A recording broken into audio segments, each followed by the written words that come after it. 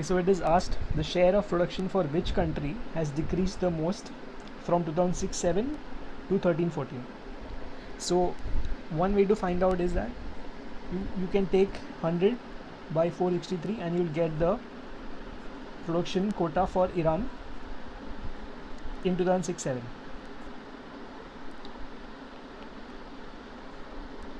Iraq, you don't have to find out because it's not there in the option.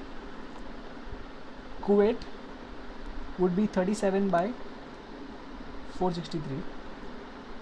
Russia would be 111 by 463.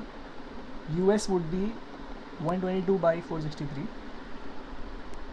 Now for the year 13-14,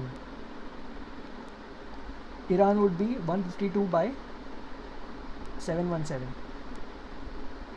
Kuwait 75 by 717. Russia would be 170 by 717. USA also would be 170 by 717. Now if you convert these fractions into percentage terms, you will get the exact proportion of production in that particular year. But if you do this in CET, it will take a very long time, which we cannot afford to do.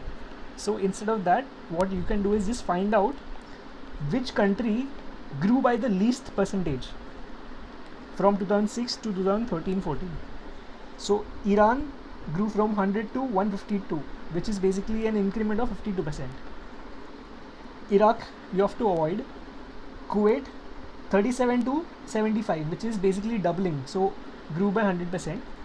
Russia 111 to 170, which is basically an increment of 60 over 111, so this should be little less than 60%, right? Then USA would be 122 to 170, which is basically 48 by 122. Now if you compare these four, definitely US has the least growth from 2006 to 2013, so you will mark US as the answer and move on to the next question.